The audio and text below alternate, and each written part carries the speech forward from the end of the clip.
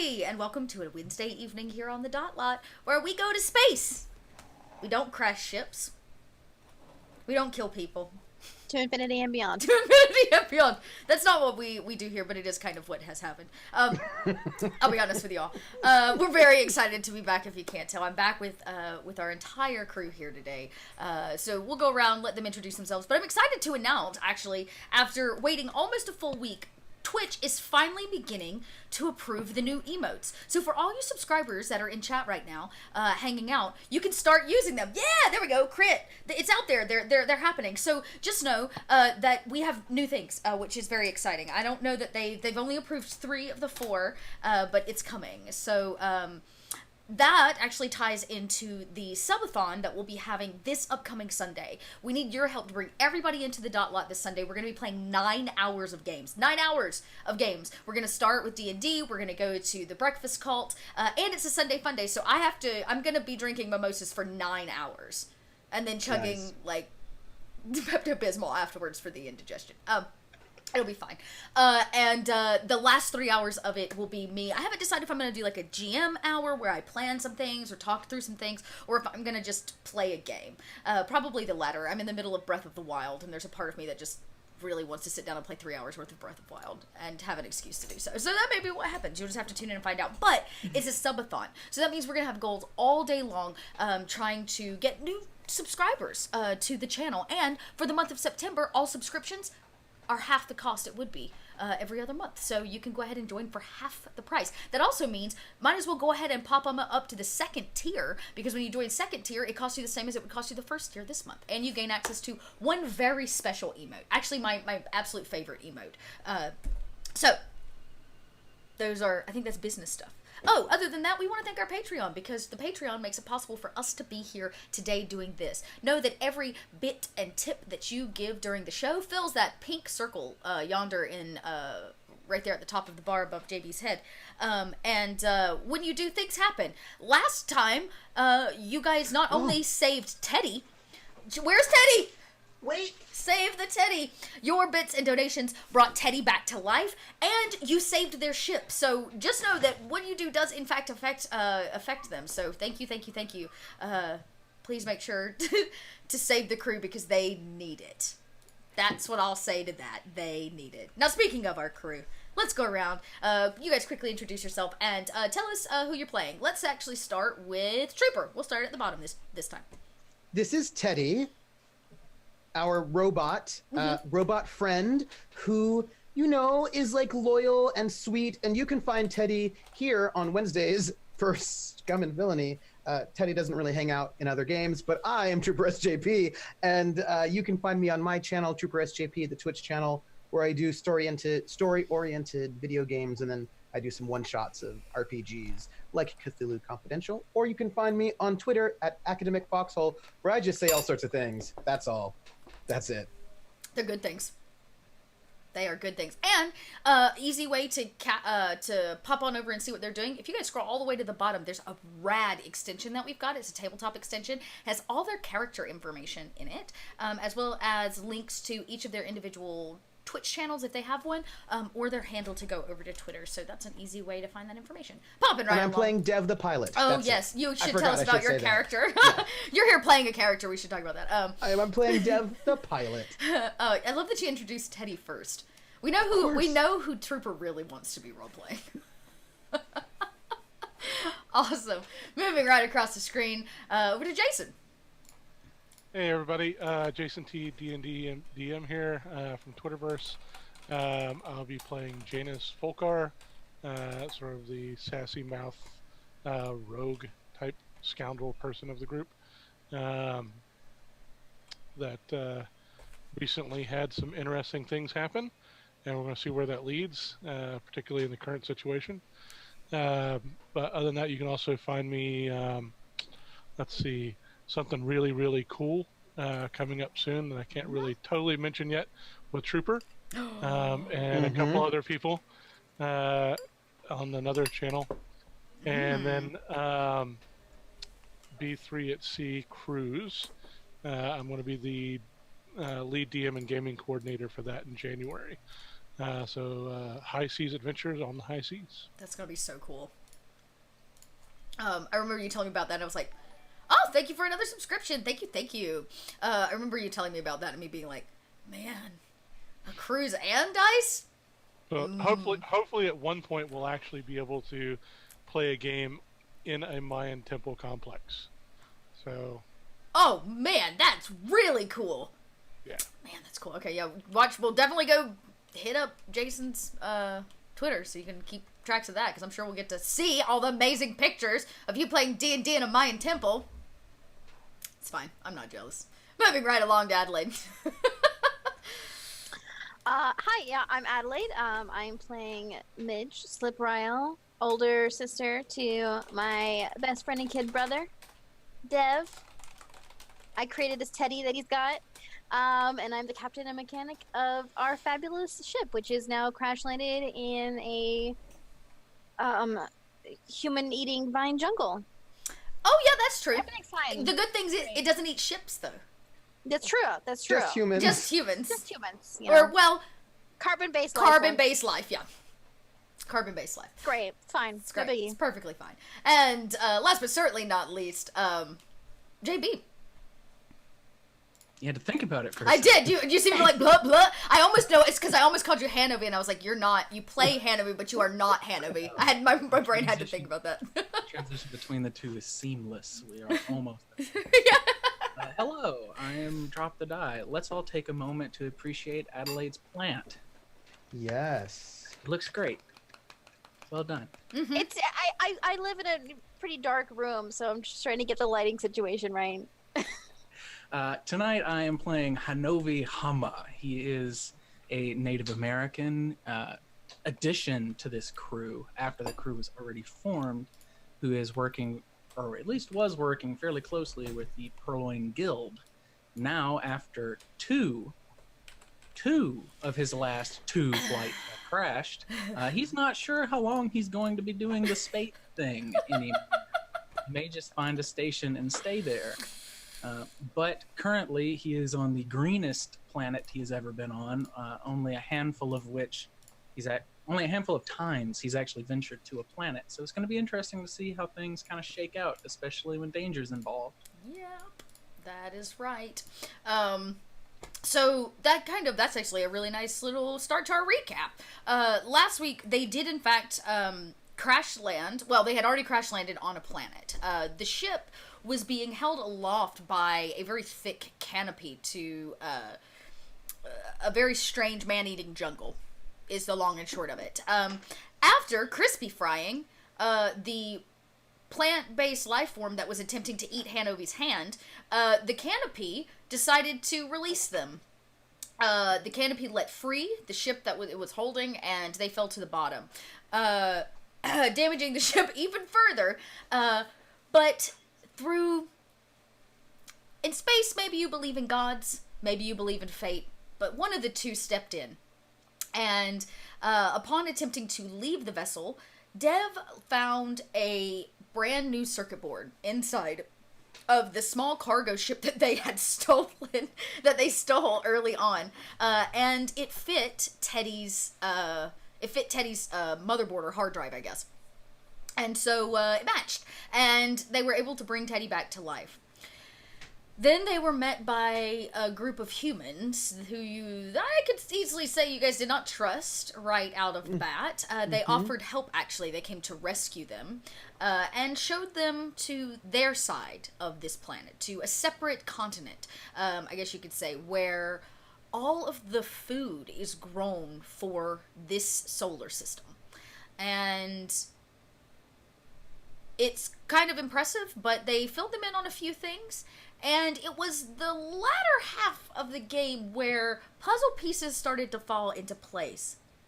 One of the nuns inside of this human city had a mark, the same mark that was painted, we'll call it, on Hanovi's face after a very strange kind of subconscious dream he had. This left everybody a little uneasy, but the nun does not speak. She is a mute. She passed them off a set of coordinates to a location. At the end of the game, they followed those coordinates out of town and to what is, in essence, the first crash site landing of the humans 1,000 years ago. And the four of you stand, the sun having gone down, and the rings around this planet show in this kind of vibrant spectrum of blue, purples, and midnights across the sky, dancing to match the stars. And you wait. She told you that she would meet you here, but you stand dwarfed in the size of this ship. Now, it no longer looks like the ship that probably landed here. It is the shell of what it once was. The exterior metal has been stripped from it, leaving it looking like a giant rib cage of a beast that has been left upon the horizon. There are a few signs here that designate it as this place, and that it was a archive of some sort. It held animals and plants and information, knowledge of the original human race who came to this to the Byzanti Capuli system all those many years ago. Silence greets you, except for the small faint glow on the horizon from the city in which you left. And, the four of you are kind of standing there waiting. She does not seem to be around. But for the record, and sort of, I think, getting to the thing that's probably the most important to all of us, we did bring food, right? Like the actual Yes. food, we have it in... Stuff my pockets Yeah, full. I was about to Yes. say we lifted a ton of food. I've up got there. a Yeah, saddle. you guys cover. stole. Except for Hyde. Hyde made it a point to state that he wasn't going to take more than What he needed, yeah. But yes, you guys have stuffed your pockets full of real vegetables and fruit. Organic stuff. Yeah. The organic stuff, yeah. Non-GMO. Yeah. Because of course you're definitely sure you've never had most of that in its truest form. By the time it makes it off this planet and through some military system and into a can there, it's been replicated and duplicated and water's been added and all of those things, it's never the same. So yes, you can be there munching on your fruit in the dark if it makes you feel better. How dark is it? Pretty dark. The only major light in this area lights what would have been the entrance of the ship, where they clearly, like, it crashed, so it is like nose into the ground.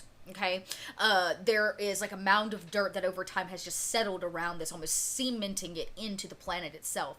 And the door that was clearly cut open to let everybody off still remains there, the hole. And this kind of area out front, as if it is some kind of monument or museum, is well lit. Midge, Yeah, what's up?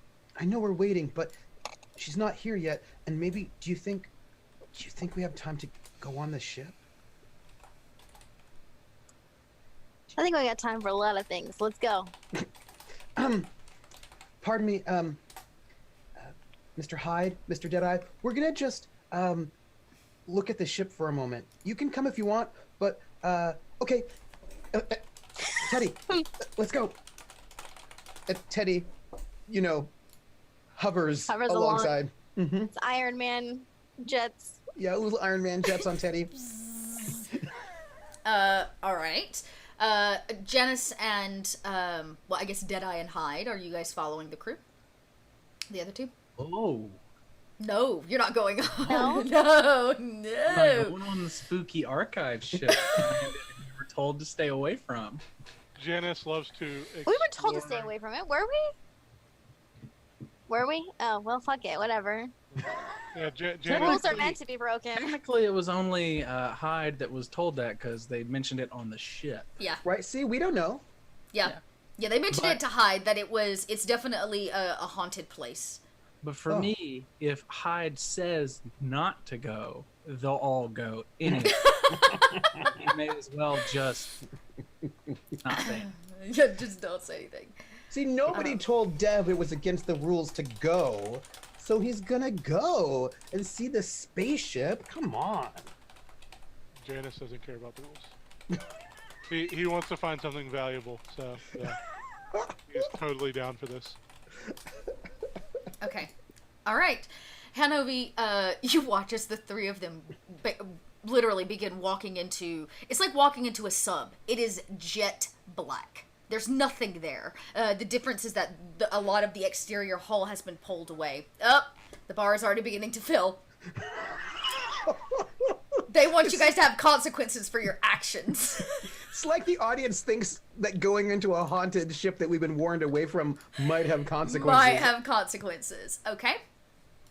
Let's see. Let me add this in before we dive into this, because I gotta have it in there and watch it grow. I love our audience. Me too. The Dotlot's three. the best. They're the best. He only liked filling the circle to save Teddy. Well, you better be careful, because you may end up having to save somebody else at the rate that they're going. So you guys kind of walk on. Teddy's little Iron Man jets create some light, natural light on the ground. I would suspect that parts of your clothing, because you guys spend a lot of time in space, do glow around the edges. There's another one. Do glow around the edges. But you are going to need some kind of significant, like, beam if you're going to want to give it, you know. Would you say that, so that Teddy would have a light, perhaps, in his... Yeah, it's really creepy. It's his eyes. Yeah, there you go. Yeah. It's like two headlights. Click Are on. they red? Please tell me they're red. Yeah, they're Are red as they can be. When they hit the light like a cat, they turn red, you know? Yeah, they're as red as they can be. These two red headlights beam forward. You walk down a very kind of skewed hallway. It's actually relatively dangerous because the ship is not level. It did definitely nosedive. But you can see as Teddy's red lights beam forward, it casts this warm and somewhat uneasy redness across the walls where people have left messages. Oh. Thousands of years worth of human letters, notes, prayers, wishes have been written all along any like piece of surface that has been left in this place. Are they just carved in there, or like Some of markered them on? are carved, some of them are markered on. Some people have actually like painted things. Some people have left or like placated stuff. Yeah. Well, it is kind of cute. It says Dave, Hart, Sarah. Yeah. Adorable. I'm sure there's some kind of profanity, no doubt. We are human. Dev's gonna get distracted by writing, and he's gonna start like reading it. It'll probably, he might not realize people are moving behind him, or Midge will probably have to poke him to keep moving forward because he's gonna get distracted by writing, and he's gonna want to read things. Who's all in there with us? Just the three of you. Hyde stayed behind. Yeah. Okay. I'm pretty quiet, actually, just kind of reading everything, and I look over at Dev. This might be the most special thing I've ever seen. I know. Look at this one. This one is speaking about their child and how much they love them, and they hope that their child will have a better life on the new place than they did. Oh, and then look at this one over here. Oh, this one's a story about a witch. That's interesting. Some sort of folk tale, maybe? Oh, and this one's about, I don't know how much rations they have left. This one seems to be maybe how long they've been on. Oh, how long they've been here? Seems like a long time. Ooh. You keep walking. The writings get older as you go deeper in, as if maybe they've started from this centralized section and worked its way out. You step over odd pieces. At one point, a piece of metal actually breaks through from rust under one of your feet. And you finally open up into kind of the centralized area of what was once this ship.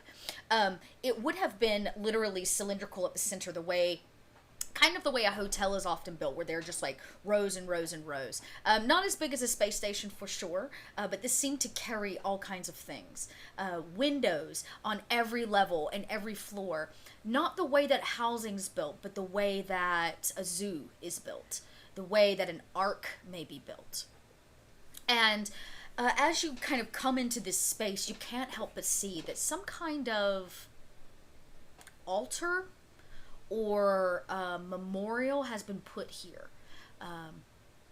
There are offerings. There's a large, very, very large kind of junk statue that has been created in the center.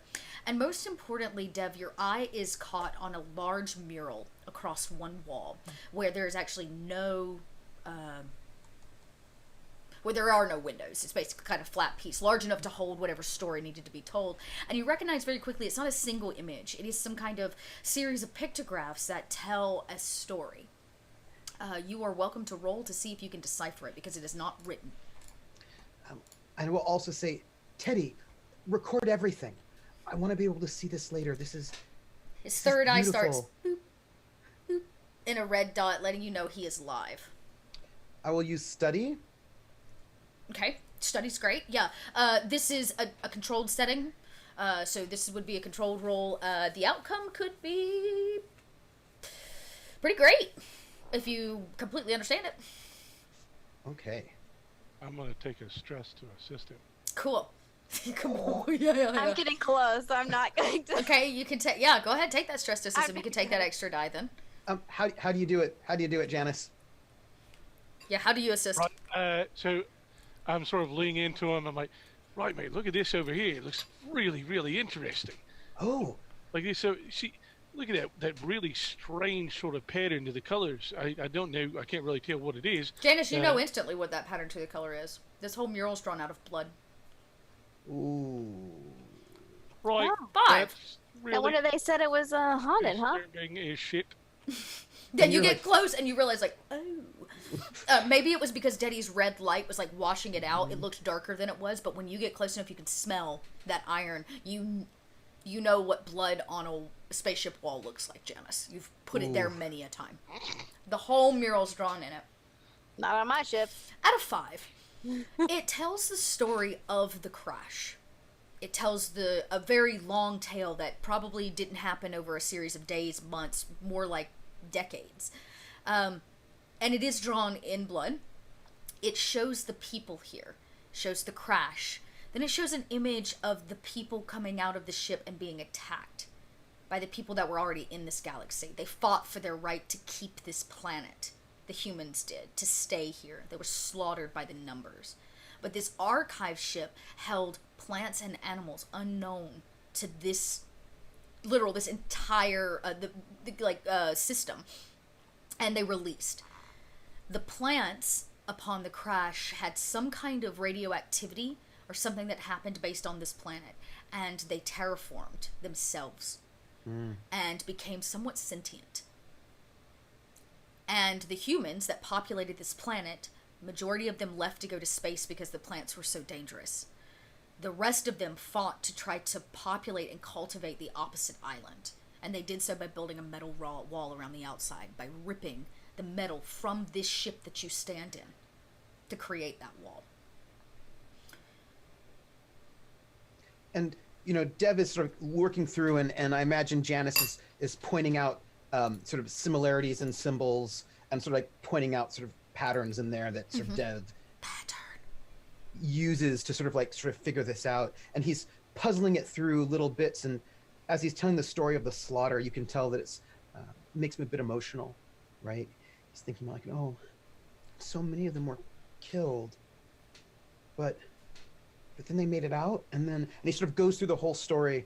And you can see him kind of like working through as he's sort of reading these pictograms with sort of anything that he might be missing, Janice pointing out, and he's sort of going back and like reincorporating it into the story. Yeah, you continue kind of down. You're literally, without touching it, I'm sure once he tells you it's blood, you follow it down, and it gets to kind of this interesting point. Not that the story ends, but it comes to a close. This final image, larger than all the rest. This one is more difficult to interpret. A 5 still allows you some information, though it's odd. It's kind of weird.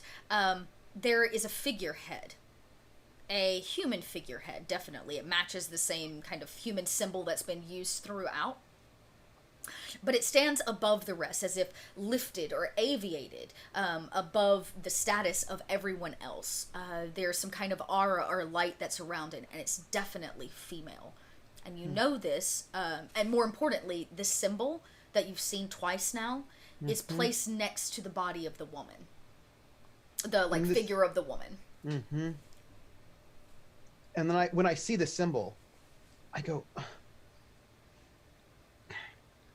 and I get on the comms. Mr. Hyde?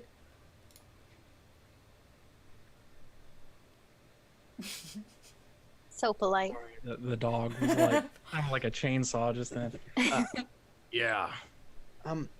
Can you, I'm going to send you an image. Will you just look at it? Yeah. Teddy, will you send Mr. Hyde this image right here? Through Wi-Fi, I'm sure. Yeah, through all the Wi-Fis. No, your comms links are 17 probably connected. Hanovi, I don't know, do you wear like an arm piece, or is it attached in some way to like a helmet that you have? How do you send and receive images on person? It's a refurbished BlackBerry Pi. You pull a BlackBerry Pi from your back pocket. It's so delicious. Click a couple keys, and boop, the image kind of appears. It is kind of blurry, and it's got this red tinge to it, but you see it pretty clearly. The symbol that was on your face, that was branded on the girl, is right here. I'm tempted to be like, that doesn't look like anything to me. Yeah. Seems like the symbol. Historical note, since we know this, how long after landing was the president elected? Because I got the sense it was like not immediately. It was not. Humans landed roughly 1,000 years ago, give or take, and the president was elected 300 years ago. Right. This galaxy stayed in a state of disrepair and basically complete corruption for an extended period of time. And the history books tell that one of the reasons is because the humans came here. That the humans threw off the balance of this galaxy by accidentally just dropping in. They changed everything about the ecosystem of the way the Byzanti Capuli system worked. They brought in new resources. They brought in new plants, new animals, new ways of thinking, new religions. And because of this, they were raided heavily. Humans were disliked because of it, and there was just a long time of just pillaging of this system by mercenaries and by space bandits and things like that. And it's one of the reasons why the president was elected, to find a ruling body, a way to connect the people of the creatures of this system in a more unified way. And the first thing that she did was instill the military and the Purloin Guild to regulate mercenary work. So about how big is this ship? This ship, because it's an ark, would have probably held you... Janice looking around, it looks to have 400, 500 spaces for creatures, and there are multiple decks that you've not explored yet. So this is not a space station, but this is a cargo vessel, and it was meant to come across the galaxy from the Milky Way here. Right. Well, I hate to be the one to point this out, but does anybody else find it a wee bit odd that nowhere on this ship did they have a marker or paint or ink or anything like that, and they made this whole mural in blood? Maybe they did it on purpose. I would think a cargo ship would have some type of writing implement. Of course, I could be wrong. But here's my question. If this symbol here, this woman, this seems like the president, but hundreds of years before our president was elected. Dot, according to the stories, where's our president from? The female? No, our president. The president, she is from this planet. She's so according to our stories, she's from this planet. Yes. Okay. So if our president, she's supposed to be from here, from Patronus. So don't you think it's sort of strange that we have this sort of image well before our president would have been elected of this figure here already? And I've got Janice, I've got Hyde looped in on this conversation. Yeah. So that he's in on it. Yeah. Yeah. And Teddy, as long as you want it up, Hanover, you've got the feed that Teddy, like video that Teddy's streaming, I guess you could say. Well, the girl we found, they said she was a nun. might be worth checking out what kind of freaky deaky shit they worship here. Hey, what if there's like somewhere in here an underground cloning facility that's been making presidents since the dawn of time? Hannah, Well- you hear this like pitch that Dev tosses out amongst the group, and something, the ground, like something cracks a rock or a branch or something off on the left in the dark near you. Something is walking your direction. I try not to react. Like, So, since not he seeing jumping. since he stayed on guard, I would have given him a set of the night vision Okay. stuff that I have with the spy gear that I carry. That way he has it handy. Okay. Oh, I can't break from the. I can't break from repeating history. They're like Oh, hanging no. on a branch somewhere. Right. So I always set them somewhere where I'm not using them. you're not using them, and so you kind of look over, and a figure peeks around the edge of the ship. She, like the head, and you can tell the black hood and everything. This is the woman, the nun, who's supposed to meet you here, but she is hugging the edge of this as if trying not to see if anybody's arrived. She doesn't come out of hiding, if that makes sense, even once she lays eyes on you. One other question: when we were in the town, Mhm. did we see any other nuns? Quite a few. Did we get a close-up look at those nuns? I mean, their bodies are pretty well covered with like these oversized like hood drapes. Yeah. You kind of got to look at the girl, but the brand was like on her shoulder, like here, kind of across the neck area where the hood would cover it. I will retroactively let you roll some kind of roll to see it if you want to, Janice, and see if you can notice it. How would you like to do that?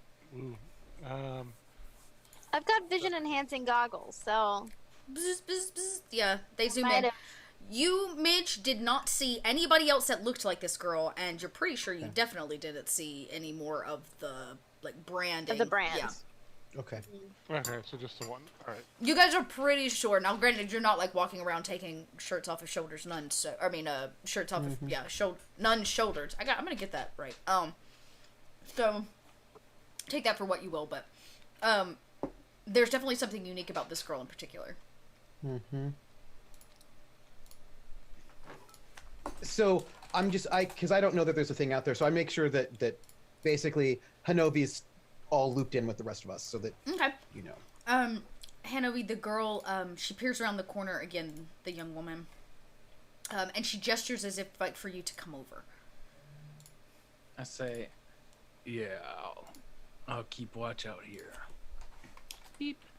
The line goes dead. Teddy reports, Hanovi is no longer viewing live feed. Mr. Hyde? Why does I'll he do kinda- that? I'll kind of just trudge over towards where this girl was. Yeah, she pulls the hood even farther down and almost like pulls away from you a little bit, I guess you could say, as if like she's definitely one not used to strangers outside of the city, and it's very clear that she has had maybe some kind of trauma that causes her to not really spend a lot of time around people.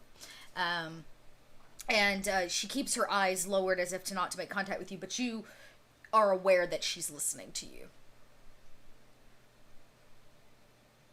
I listen intently back. This was her idea. It's true. It's true. So the two of you stand there in silence for a long time.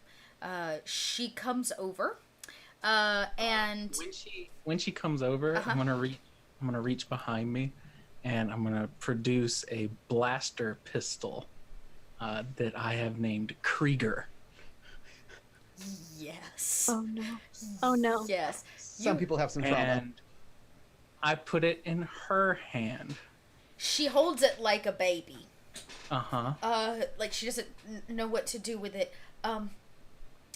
She stares, and she squats and like puts it on the ground very gingerly as if it's like a plate of holding like a very volatile bomb. And she gets really, really close, Hanovi. like in your personal space. And I'm not shy. yeah, I know, neither is she clearly.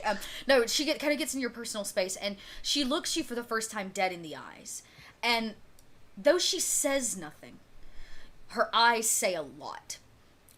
There is some fear there. But more importantly, there is some kind of want for somebody to understand. And she reaches up and she plants a very passionate kiss on you. I need for you, unless you're going to try to pull her away, if you lean into the kiss, I do need you to roll. She is basically, as your lips touch, it's like you neurologically connect. And she begins feeding you imagery as the two of you stand there, literally tongue to tongue. And she osmosisly feeds you the truth of who she actually is.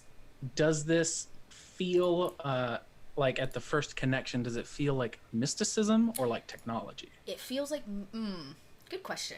Do I roll the tune? Yeah, I was about to say, that's, we're gonna have to have a roll here, because this is a little weird. It's a lot. It almost feels like your spine stiffens, the way, like, a human may have a seizure. The way that the brain functions differently in that moment, because she almost takes over your mind.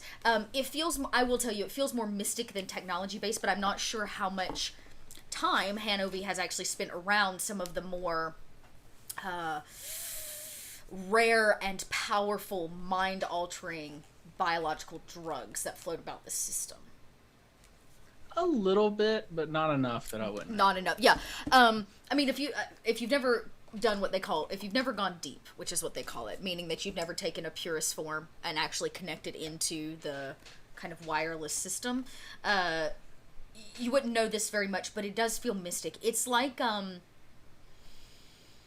that shiver. I don't know if Hanovi's ever experienced anything, a spirit or something otherworldly that can't be explained with science, that can't be fixed by a computer or technology in some way. This is raw, and it's emotional, and it takes, when she immediately touches your lips, it takes you over. It takes her over, and you hold each other in an embrace as she feeds you information. I am gonna have you, let's see, Hanovi, because it is against you, it is fighting you, I am gonna have you roll a resolve. Just give me a good resolve. She's not trying to harm you, but your brain has to take in other people's memories, in essence. Just checking all my special abilities and stuff. Nope. Okay. Controlled. It already rolled. Beautiful! It asked me if it was controlled. Wow. Wow, 6 stress minus. Okay, you do take 1 stress from just this attunement that happens between the two of you, but these vivid images start coming into your mind. She's much older than she appears. There are these flashes of some kind of experimentation that has happened to her body. The pain of the brand that went into her shoulder when they forced her out of presidenthood. The surgery of her face being changed, of her body being altered, of the training to speak and to act like the first president. The 5 of them, the 5 women, the 5 presidents, this camera image of the 5 of them in cryogenic stasis to keep them young. And the pain she felt after everything she gave when she stood in front of a large computer. A holographic image of a strangely balding, unnatural, and definitely not human face staring at her. And it simply said, exile. She's thrown onto a ship. She's banished to this planet. And her tongue is cut out. You feel all of this. She cries. It's probably all that you can do to not cry. And when she pulls away, your lips no longer in an embrace, she takes a very, very deep breath and she collapses.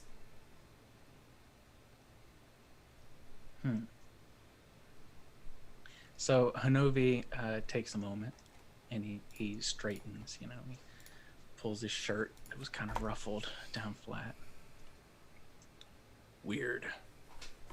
And he'll reach down and pick her up and kind of cradle her like a wee bab. Mm-hmm. Yeah, and she's definitely put limp. the blaster pistol on her stomach and carry it to you. Yeah. And I imagine he could probably manage it with one arm, so he's gonna cradle her in the one because she seemed pretty small, and pull off a little communicator and cut it on, and say, "You guys done in there yet?" We can make it back. There's some neat stuff in here. That's pretty cool, actually. A little weird, but cool. Yeah, blood stuff. You'd like it. Well, our friend's here. Oh. Okay. She told me everything. What? See you soon. Is this guy for fucking real? Oh. Right. Well, you two go on and see what you might be able to get out of her, and I'll keep checking out the ship. Okay, but one moment. And Dev goes over to the altar, and he takes all the food that he got, that he had taken, and he puts it down as part of one of the offerings at the altar. And he puts all the food that they had given him, and he puts it there. You drop it into a bowl that seems to be pretty large. It collects with a few other pieces of fruit that have possibly gone rotten, or begin to brown around the edges, and you replenish it with color and life. The sign next to it, Dev, says, "The gods are always watching." And Dev sort of looks up at this statue. What is it a statue of? It is definitely abstract because it's made of metal parts and pieces.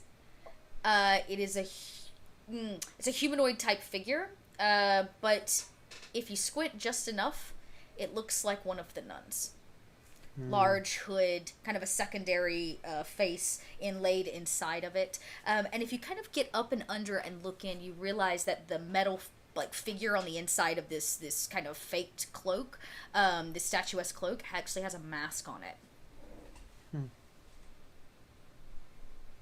And Dev is clearly still affected by this story in the mural. This is still and all the messages of the people, those who have lost, right, who are now long gone and dead, and the sort of their lives and their hopes and their dreams and all these things that were laid out, right, all these individual people. And he stands there for a moment as if just giving this fruit wasn't enough. And he looks around. This is a metal statue, yes? Yeah, the whole thing, think of it like somebody welded together a bunch of junk into kind of an abstract form. I imagine they're probably sort of sharp, pointy bits. Lots of them. He will reach out and he will prick his finger on one of the sharp, pointy bits so that it bleeds. Space tetanus. Yeah. And he will put the drop of his blood of the finger on one of the walls to sort of join with all of the other people from humanity who've been here over the hundreds and hundreds of years. All the humans. Yeah. And you do. Teddy, make sure we run diagnostics on my brother when we get back to the ship. Thanks. Yep, running diagnostics. You hear it say, and it's still beep, beep, red eyes. Teddy's running on overdrive. You guys giving Teddy a lot to do right now. Janice, is there anything, or Midge, anything you would like to do before, I'm guessing you guys exit? Are you leaving? I put a hand on my shoulder and point at the phrase in the wall. Well, I guess they're not wrong. Also, I don't necessarily believe in a god, but I think we're the gods, you know? Huh. I wish I could see the cockpit, but we've got to go in and meet Lucy. She probably needs our help. Yeah, I have the feeling. I know we've done something pretty awful, but... I mean, yeah. I don't mean to be rude, and nobody say this to him because he'll get mad, or it might hurt his feelings, and I don't want to do that, but he's not very good with people. No, he's not. No, he's not. Frankly, none of us are, but, we roll with the punches. Dev's really good with people. Why are you talking to yourself in third person? I mean, sorry. I'm not. I get my words get messed up sometimes. It's I all meant, right. I meant Janice is really good with people. Right, I do have a weak charm, I think.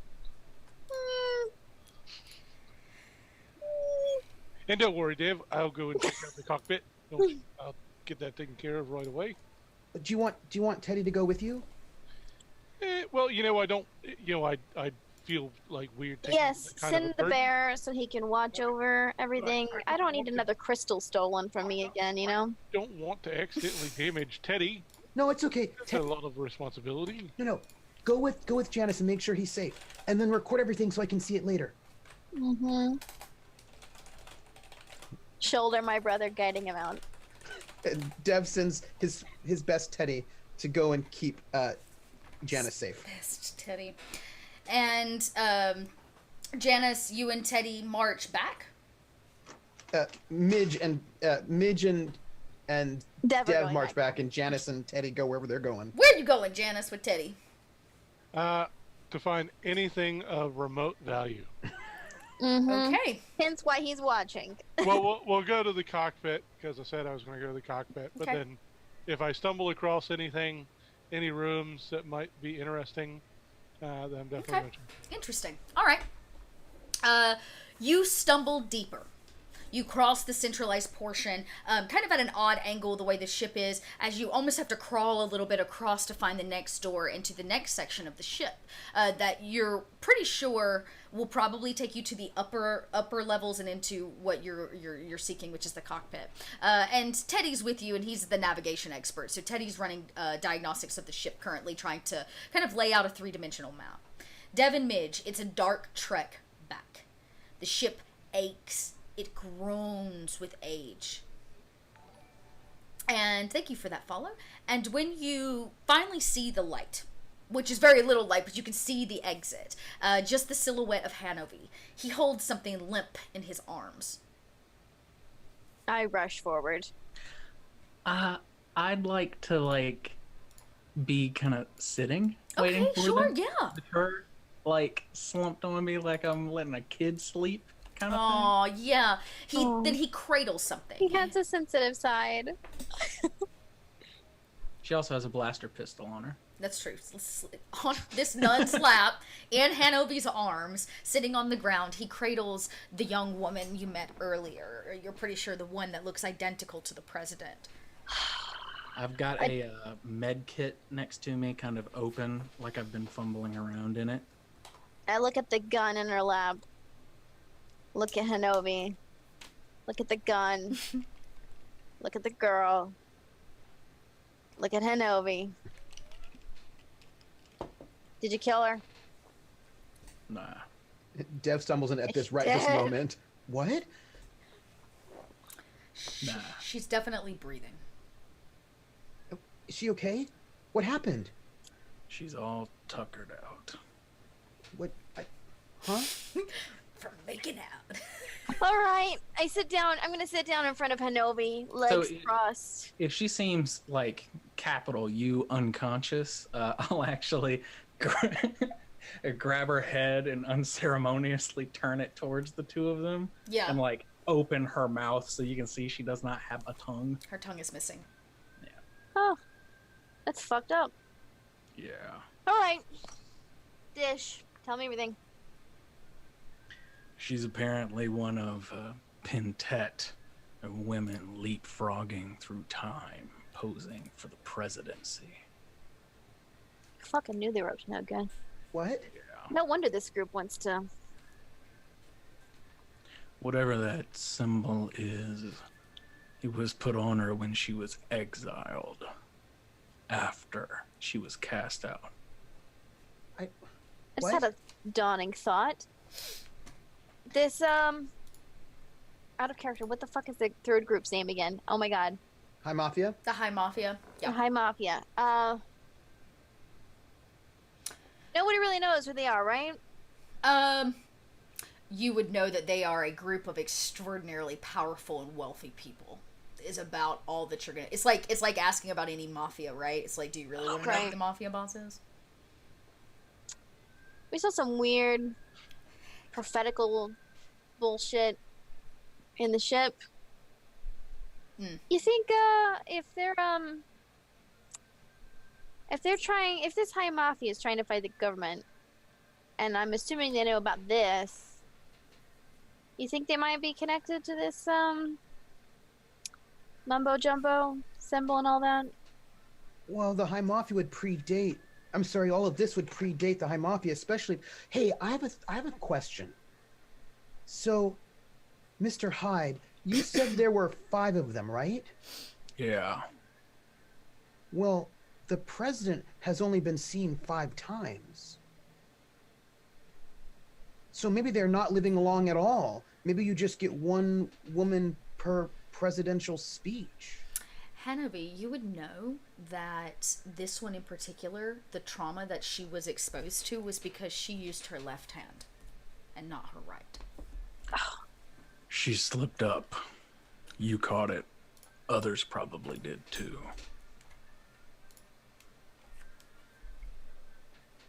But Keep them frozen for something. Maybe they only have the 5. do they use them only once, or do they get to be used more than once? I mean, there are 5 of them, but there have been 5 speeches. I mean, what happens if you can only use them once, and then oh, I wish Teddy were here.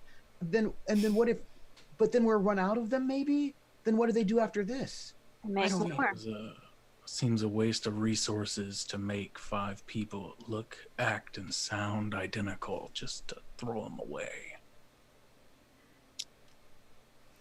You do know they were cryogenically keeping them.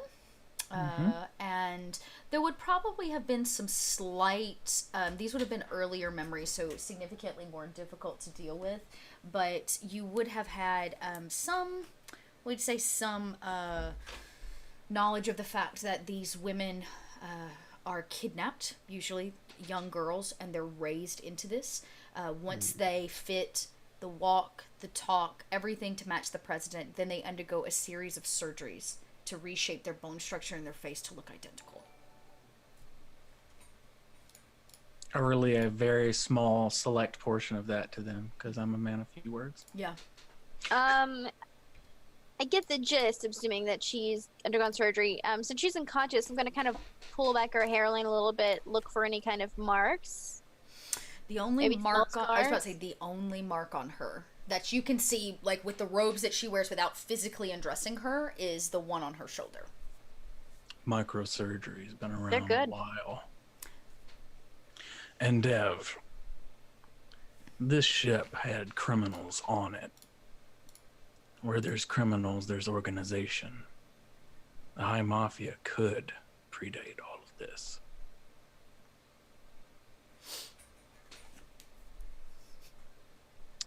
Camera cuts to red little eyes beating down a dark hallway. Janice, it gets darker as you go deeper in.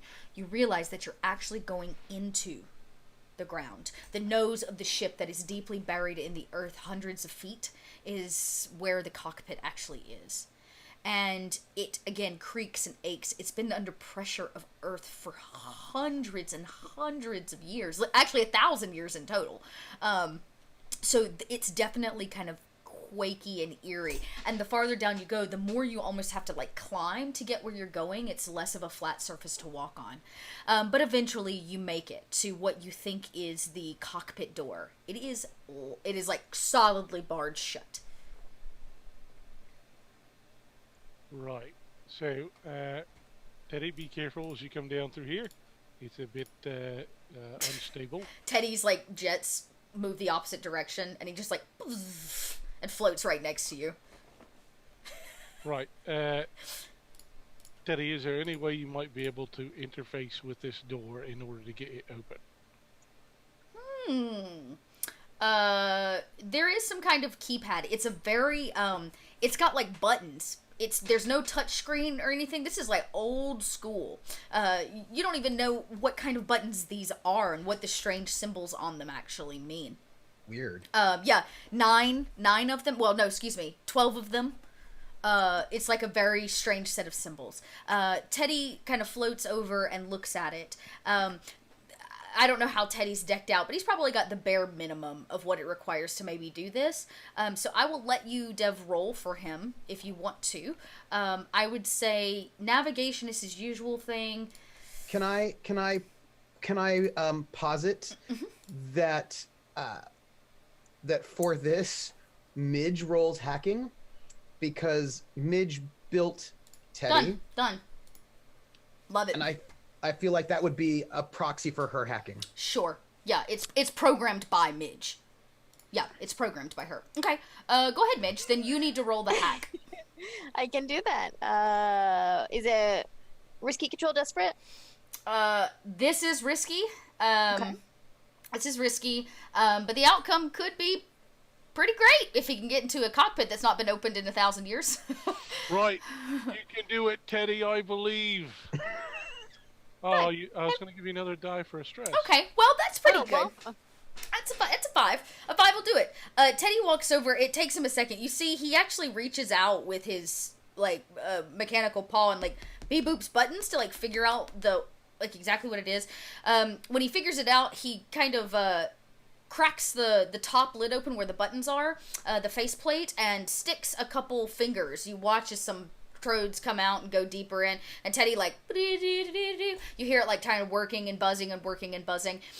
He does have to use some of his own battery power to actually power this door, and it takes a minute. It's pretty old. When Teddy figures it out, he removes his trodes, he puts the faceplate back, and then he types a code in.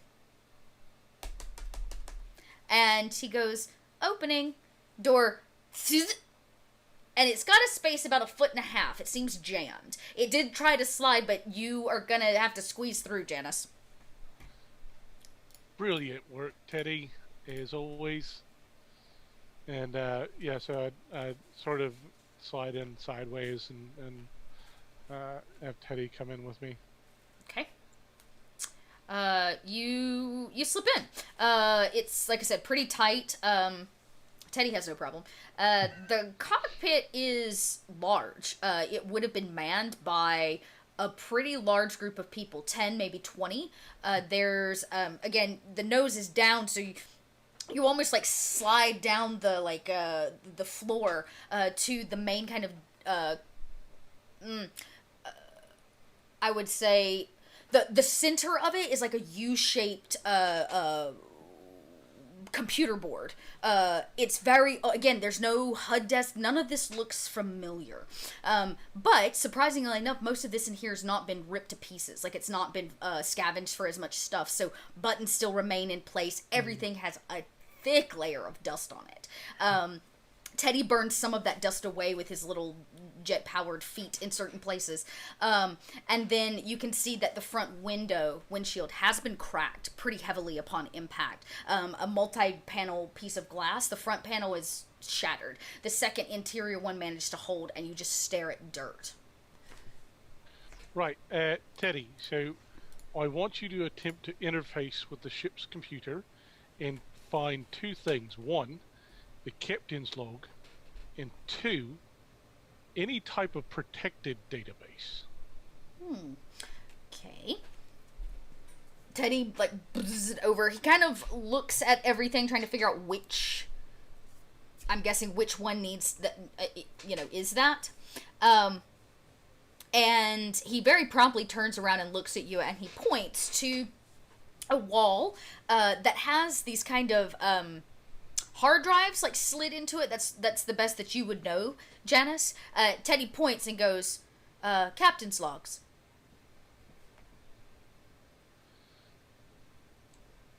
Right, okay. And so, how many were we talking here?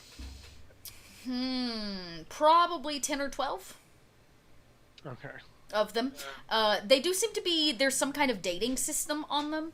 They seem well organized. This is just where they would have been slipped. The last 3 of them seem empty. As if they did not, this is just a holding cell for them, and they would slot into something else. And if you take some time to look around, you'll find the computer where the captain would have slipped it in, and then pulled it free to keep it safe. More than likely, without Teddy, you would have never known that was the captain's logs, and possibly why they're still here. because it doesn't look like the captain's logs you're probably used to finding this day and age. Right. So based upon the sort of quasi-dating system that it has, I want to pull the oldest one. Okay. And the newest one. Great. You slot, they're in order from what you can tell. So you pull the very first one and you pull the very last one. They are roughly this, about this big or so and about this thick, kind of like really old school hard drives. So you could slip them in your bag pretty easy. Right. And so there's no way, Teddy, that you could sort of interface with the computer to try see if you can find any type of protected files? Teddy goes over, the power has no ship, which I think is the difficult thing for Teddy right now, and he doesn't have enough power himself to power the ship. He goes over to the centralized area where all the computers seem to be networked and like hard drive together, or where they would have been, and he uses his finger like a mech welder and like zzz, zzz, zzz, zzz, and like pulls the face plating off, and he kind of looks in, trying to find anything that he can. Right, so I'm going to sort of tweak through my ammunition, switching it over to energy round. Okay. And nice. Pull out one of the rounds and give it to him to see if he might be able to use that to access what he needs to access. Teddy puts it in a very personal place and proceeds to you see his red eyes glow brighter. It's like somebody turned the high beams on. He nips a wire and then reveals his two little fingers and he clips onto them, and he you see his little head jolt back, and he's like as he's taking in all the information. It's like he's actually ejecting it from the hard drive itself. Now you're gonna have to probably get back to a ship or another computer to excavate that information, but Teddy is holding it. As he's doing that, I'm looking for anything valuable. You piece of shit. Might be some valuable stuff. This one I'm gonna have to have you probably roll for. Okay. What would you like to roll to search for this while Teddy actively and you would know, Dev, as soon as Teddy starts downloading stuff. You get like a little notification on whatever your thing is. As his hard drive, you see the bar, it's filling up very quickly. It's a lot of data he's carrying. So he's downloading something actively at the moment, wherever he and Janice is. Alright, Janice, right. What would you like to roll? So, I don't know what it would be for, looking around. Let's see. Janice. I'm gonna have you... Study skulk. Yeah, skulk. I would take skulk. You're skulking around Teddy. I would take either of those, whichever's probably better. Alright, I'll go skulk. And now, because I'm trying to rush through this to get it done before he's getting done, is it desperate? Yeah, it is desperate.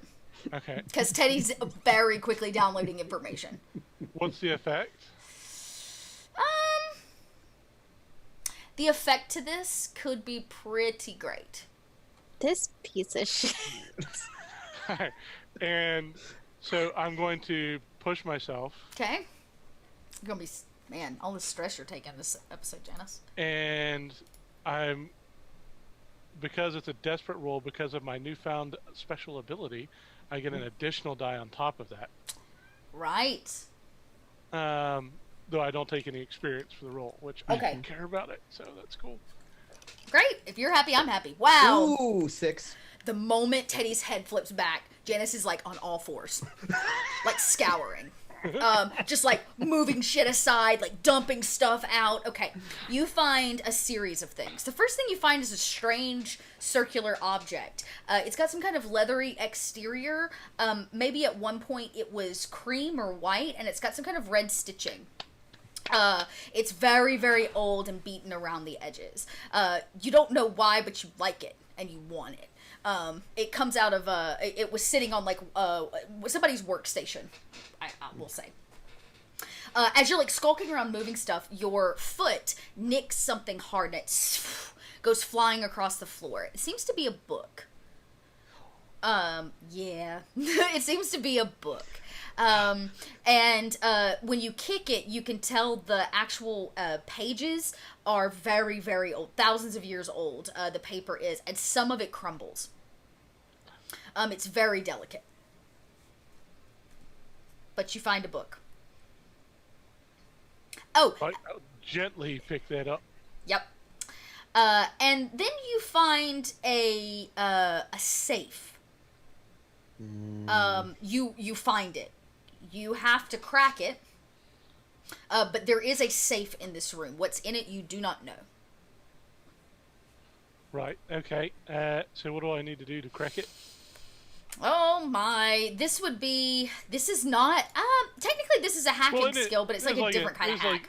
It's like an old school safe. Like, Yeah. Turn dial. Wouldn't I be able to just like blast the hinges off? That's a way to Yeah. crack it. I don't know. Yeah, you're welcome to. You totally can blast it. You can change it over. Change the gun to the right setting. Yeah. So like, and I've done this before with the pistol because they're fine pistols. That I've changed the ammunition over to like a cutting torch. Oh yeah. So that's what I'll do is I'll use I guess it would be scrap to do this. No. You don't even need to if you're going to use your gun. Oh, okay. Yeah. I'll use it like cutting torch. And you. This is old school human safe. In comparison to what you have now, it's just a box. It's just a box. And so. Bloody hell! What the hell is this dial thing? I don't. Yeah, it's like got this big like turn piece on it. With some symbols you don't completely recognize. Some of them look familiar, but not really. The hinge is free, and it takes you a second to kind of wiggle it loose because the actual lock mechanism is in place. But you figure it out and you rip the door off. Inside of this safe is a stack of strange paper. Ooh. It's very old. It smells funny, like sweat and filth, and like money does. And you know that smell. You know that back pocket money smell. That's what it smells like. It's been sitting for 1,000 years in a safe. In addition, there's another book in here, a leather-bound one. This one is really interesting. It's some kind of inventory, possibly of what was on this ship. A handwritten version in case systems went down, you don't really know. But some kind of like archival book. It has a list of all the maybe people and families, and then a bunch of weird words, like one of them zebra. What the hell's a zebra? No idea. Just some weird things. And the only other thing that is in this safe would be a highly prized possession of a human leaving Earth. Something. Alcohol? A locket. There's a bottle of alcohol with a locket wrapped around the neck of it. 1,000-year-old alcohol. It says wild turkey? Yes. Ancient turkey now. And there's a bottle, or there's some kind of locket or something around the neck of it. And I'm guessing you take it all, Janice. Yes. Yeah. Yes, I empty everything out. You empty it all. You're like cramming it in, and when you turn around, Teddy's already got eyes on you. He's already done. He watches you. He's pretty much been watching you since you cleared the safe. Teddy, look what I got. I got this awesome book for Dev. Book. Dev likes books. I know. I can't wait to give it to him. He will love it. We should go now. That's a good idea. Did you find interesting things? My hard drive is full. Well, okay. Yes, let's make our way back. And he leads you out. The camera cuts. Midge, Dev, Hanavi. What have you been up to while Janice has been scouring?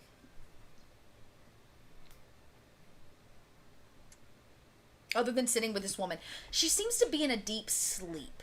It's not like a comatose state, but she's not also in a concussive state. She seems exhausted. Like her body literally gave all it had to be able to give Hanovi that information. So while they're doing whatever, I'm going to doctor her up a little bit with the med kit that I have, like an electrolyte booster. Oh, okay, cool, yeah. Yeah, totally. You give her some nutrition, basically, to try to help speed up the process, I guess. At one point, she does kind of her eyes flutter a little bit, and her head kind of rolls to the side as she looks right at you, Hanavi. She smiles. and her hand kind of comes up and touches your face, and then her head rolls to the side again as if she's exhausted, and she sees Midge and Dev. Her brow furrows a little bit. Oh, well, we're not going to kill you if that's what you're worried about. She, her body, you can feel it, Hanovi, in your arms tenses when she says kill. And Dev just says, are you okay? And he kind of, he doesn't really make eye contact, kind of like his eyes flit to her eyes, but he mostly sort of stays away from the eye contact. And he's just like, I hope you're okay. She kind of, her head again nods to the side, and then you hear she takes a deep breath in, as if, like, you know, that moment you sit up and you're late for work and you know you're late for work. She, like, sits up in your arms, Hanovi, and she has a moment like she's looking around for how long she's been here, what happened, why, and she begins to panic, and she kind of jolts out of your arms and, like, pushes away, and she stops and thinks for a second. Her long robe, she reaches, pulls it up, you see her very beautiful leg, and she has a dagger around her thigh. I knock her out. Do you? Okay. All right. As soon as she reaches for something, I clock her right in the face. I'm vicious, y'all. Hide! Okay. You guys are gonna have to roll off a little bit. She's as big as I am. Yeah, I know. She shouldn't have reached. All right. So you go to knock her out just with, like, the butt of your gun. With my fist. With your fist. I wouldn't hit her with my gun. Decker. Okay. I'm gonna have you roll the scrap, so that's the starting point. And then she's going to roll a resolve or a prowess against your scrap. Okay. Because that's how the game works. Oh, hi, Cat.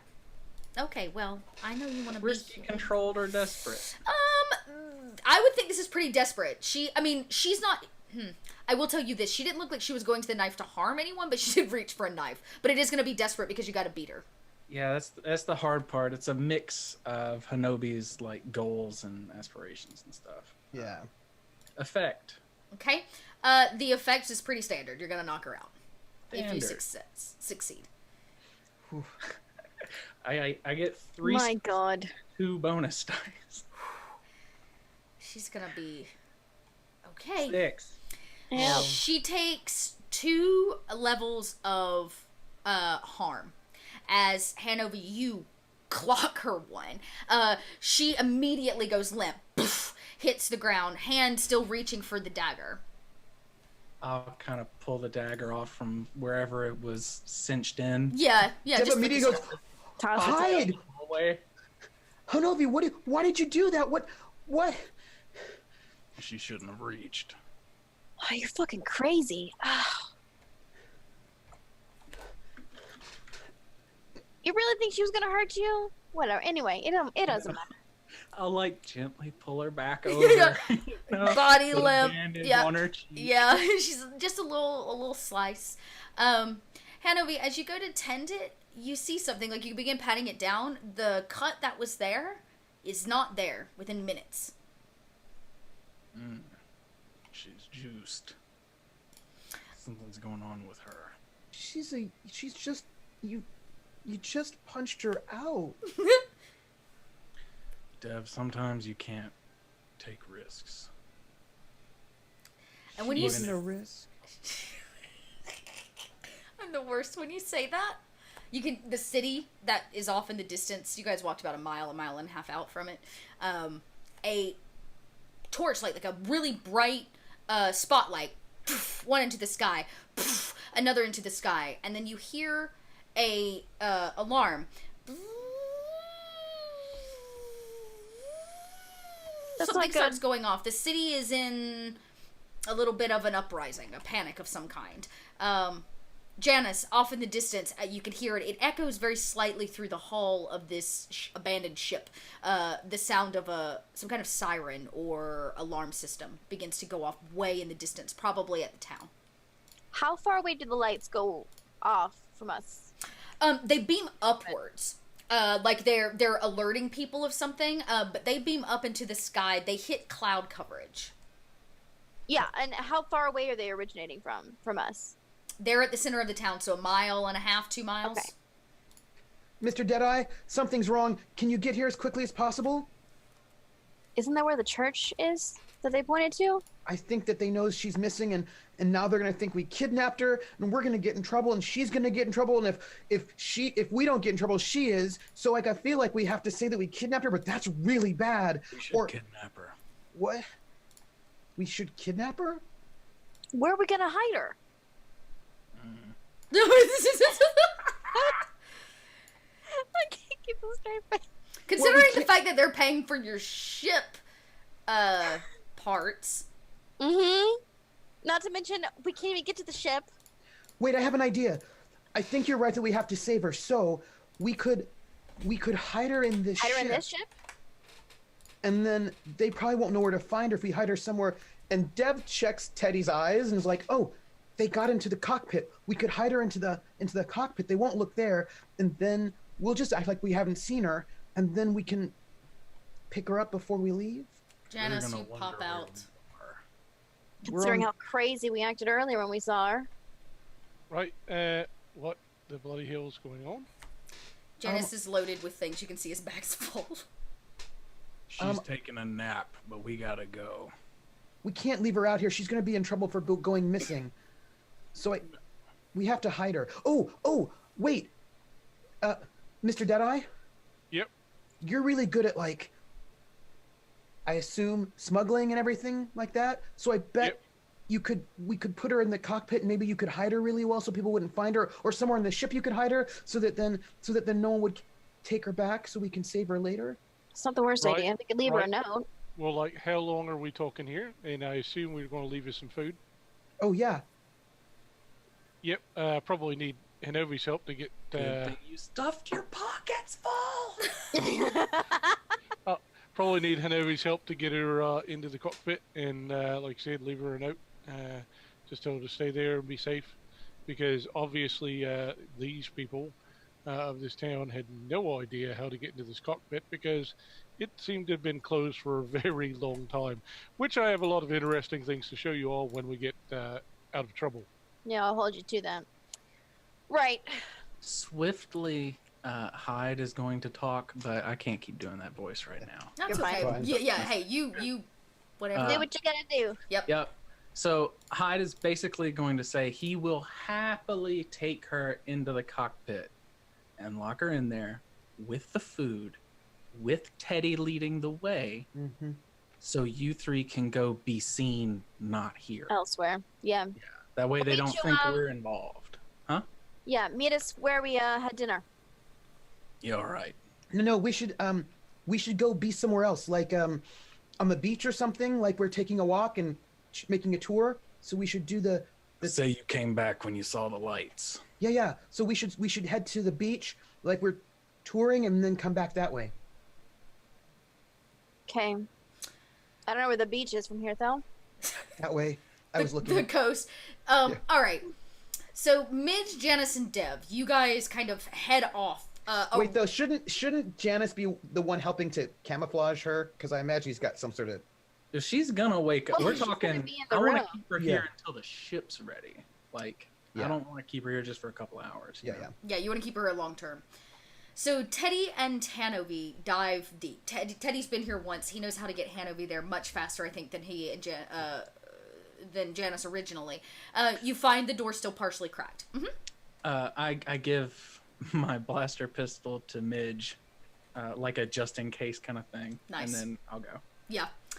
Midge, you now have a blaster pistol, a real nice one. And Hanovi, you find the cockpit. Teddy leads you right there. It's, like I said, it's kind of on edge, so everything's a little weird. But this would be a place to put her. You can't promise she'd stay if she wakes up, but this is a place to hide her, at least for now. Is there any... Actually, you know what? I'm going to take my communicator, and I'm going to type out a nice little message, or record one vocally, whichever's easier for me. And I'm going to have it up and waiting for her. Okay. Her in a nice little position. I'm going to put it on her. And the message is going to say something along the lines of, if you stay, we'll get you out of here. I promise. Sorry about punching you. At least don't there's reach for a knife. that. At least there's that. You. Because now it's on her, right? If she Yeah. doesn't want to come, If she that's doesn't want to do it, that's on her. yeah, she can go do whatever. But Okay. And then all the food. And then yeah, so you leave her. Her body sleeps. Now from a concussion and the exhaustion of the situation, she sleeps. And you and Teddy promptly exit. Janice, Midge, and Dev, you have quite a ways back to the coastline. You're gonna have to walk literally the outskirts of the city to get around to like make your fake out. Yeah. And I want to walk I want us to kind of walk slightly slowly so that hopefully Hyde can catch up, because he seems like a person who can jog for a bit. Like, I imagine he'll be able to catch up with us. And I'll explain this later, but it is very, very important Teddy gets back as well. Of course. I mean, we couldn't have. I mean, Above and beyond your emotional connection, trust me. There is Radio. there is Hey, make sure the bear gets back in one piece. Thanks. Spent a lot of money on him. Dev, you do note the diagnostics on Teddy that feed back to your comm or whatever to him. Like I don't know if you have like a face or something for it, but I probably have like, you know. perfect.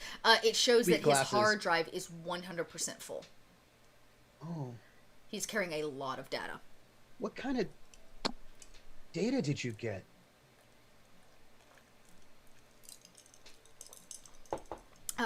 Teddy simply responds, lots, almost 1,000 years worth of, and there's like a moment's pause, and he says, transmissions from other human ships. Wow. I missed you, Teddy.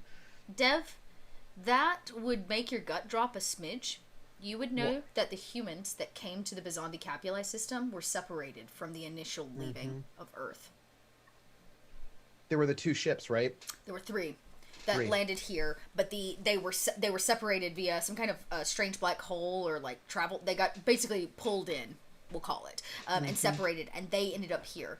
The rest of humanity, this being like maybe a third of what was left of humans, landed in the Bizani Capuli system. The rest of them have been lost forever. So we might be having communication transmissions with the rest of humanity? For the last 1,000 years, that the humanity that has been trying to find these ships, and because the ship was down, they weren't coming through. Teddy may actually have 1,000 years worth of transmissions. Wait, you mean we might be able to get contact with the other humans? Possibly, if you can pinpoint the system. Deb is just like working through the implications of all Deb's this. like, holy crap! Like this is systematically like this could change everything in terms of what we know about the human race in the Bizani Capuli system. I told you, Div. That's amazing. We have to play cool. Yeah, be cool. Yeah, be cool. As you guys say that, you get ever closer to the city. You see that when you arrived, there were no armed forces, or at least none that you saw. There are now like lines, or I would say groupings of military, 6 at a time, that seem to be trolling the streets. They're looking for something. Before we get too close, before we get to the space where they can see us, you know, say, Mr. Deadeye. By the way, has Hanobi caught up with us? Hanobi is gonna be a little bit. It's probably. I mean, it took him almost 30 minutes to go into the ship and another 30 minutes out. So big. Yeah, it's huge. Don't worry about me. He be coming. He be coming. Yeah. Can we?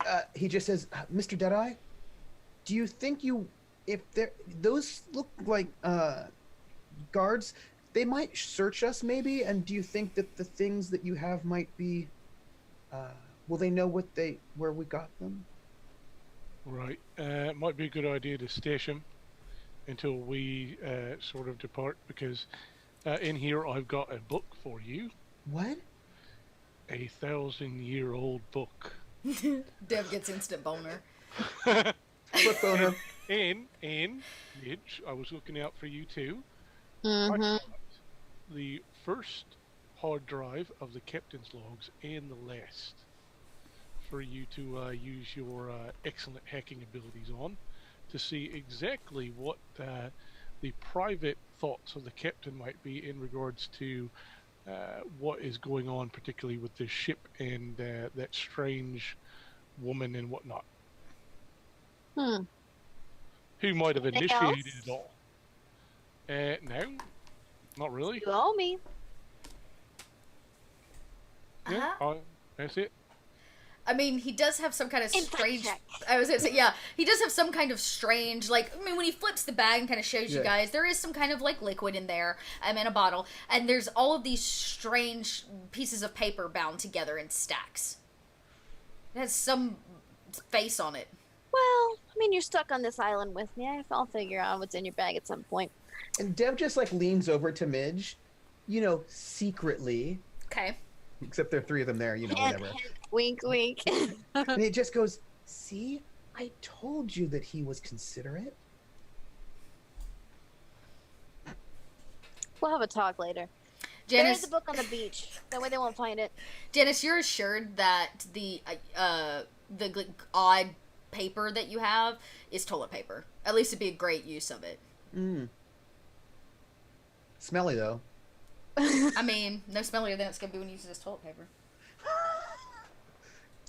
What, do you think they washed it? Earth money useless. Are you saying they Useless. laundered it, Dev? Maybe they did. Oh, new meaning. See yourselves out. Thank you. So you guys do. I'll say this: they don't seem to take a whole lot of note of you. I mean, you're walking through what is like residential. You have to like walk through streets of residential. This is the outskirts of town, but it's not hard to see the military that has like picked up.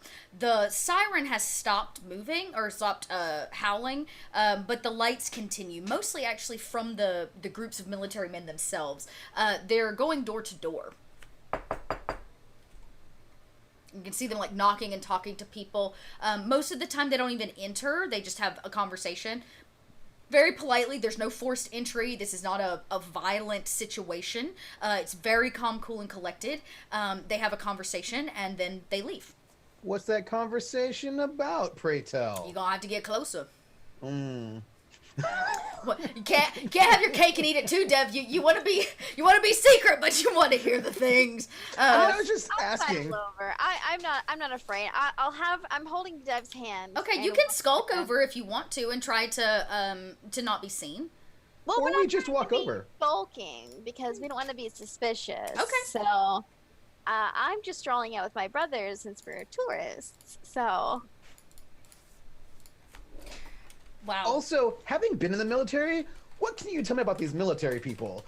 Because I was in the military. I need to know, are these like special forces? Or are they like, what's the deal? These are well, you guys grew up on a was a crap planet, but it was still a planet. You know that there is a certain amount of ground forces that are assigned to colonies on planets. Now, this is a much larger city than what you and your sister grew up in. You guys might have had like 15 lackey garbage military guys. These are a smidge nicer. They protect the food of the galaxy. So, the status of these are much higher. They are very much wearing some kind of bulletproof attire. They all carry weaponry, and they move in formation. Two lines, 3 by 3. Each of the like little groupings seem to have some kind of commander or somebody that's in charge. This doesn't seem to be SWAT or special forces, but they are definitely highly trained ground troops. Rank? Are we talking like mostly like privates with a sergeant? Like are Yes. From at least this, what you've seen Yeah. are probably privates and sergeants. and they probably have their officers somewhere else, but it doesn't seem like The officers are probably giving orders for these small ground troops going out. Yeah. probably through comms. Yep. Mm-hmm. And so we're gonna be tourists and like check out what's going on. Okay. Because we're curious. Tell debating me if how I you want do to talk that. to them or not. Well, And- we were in the military. Fuck it. Yeah. And Deadeye, with the books, is not right next to us, so that No. he's not going to be searched, It's just in case. true. Deadeye, what are you up to while they start walking into town? I had told you to bury the book. It's up to you if you want to do it. Or like, or maybe we just go to our where we're sleeping. Janice, you would Yeah. also know that your vessel, your little tiny storage craft, is on the banks of the river or the banks of the ocean as well. So Our stevedore boat. I assume that there'd be like a little storage spot inside of it. like a that I glove could compartment, tuck- basically. Yeah, exactly. Okay, yeah. So I'd stuff the items into there, Okay. except the round object, because round object is cool. Right. Okay, so then here's what I'm gonna do. I'm gonna have you are gonna have to, if you don't want to be seen, I'm gonna have you, Janice, just roll me some kind of skulk roll to get it over there, get it in, and get it safely secured. Devin Midge, while you see Janice go off and around, you're sure that he's probably headed to either your homestead, the place you're staying here, or possibly the little cargo vessel that you have. Midge and Dev, how do you approach this situation?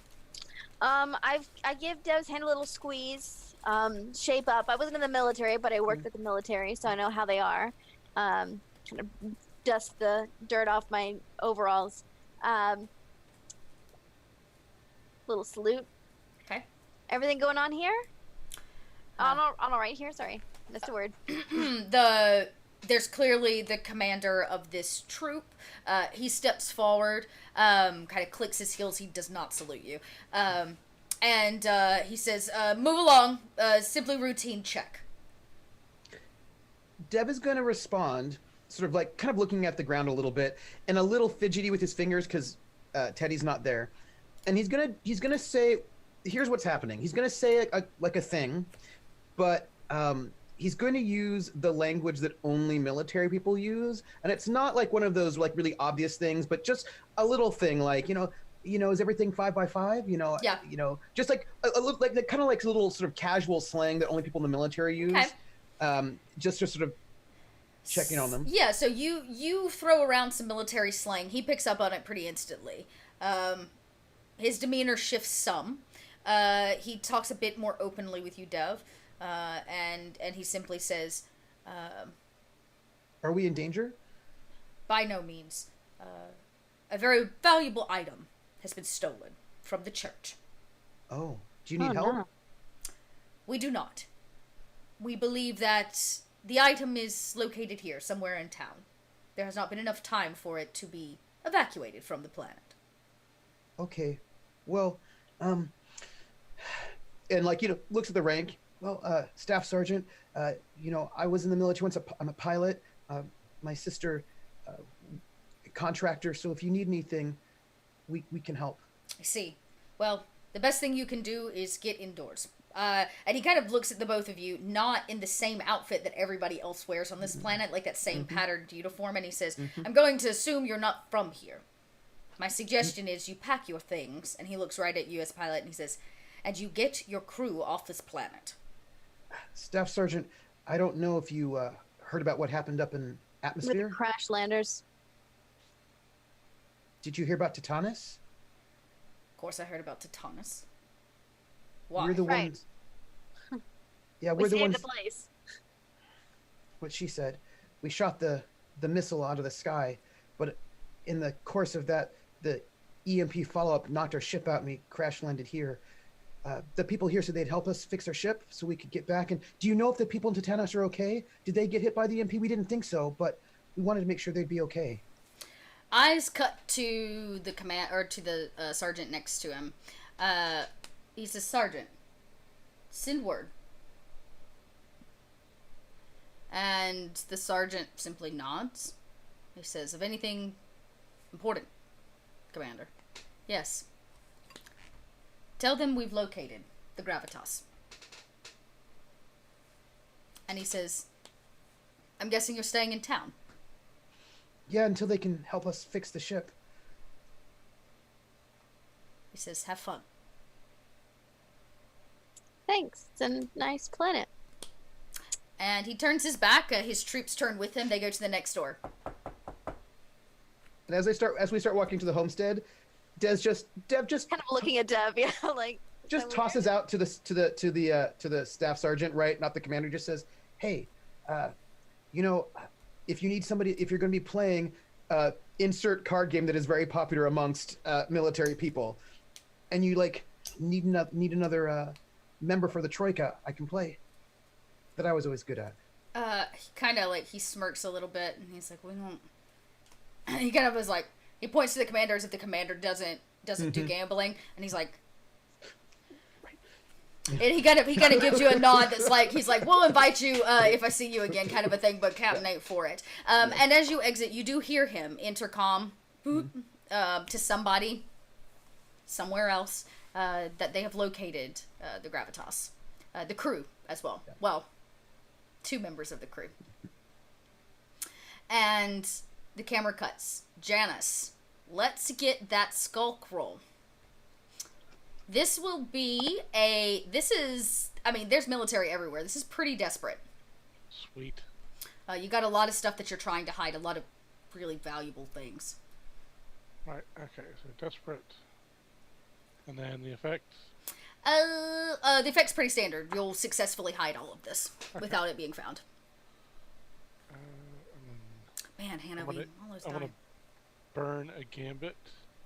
Okay, I guess you'll earn one too. Burn it and earn it.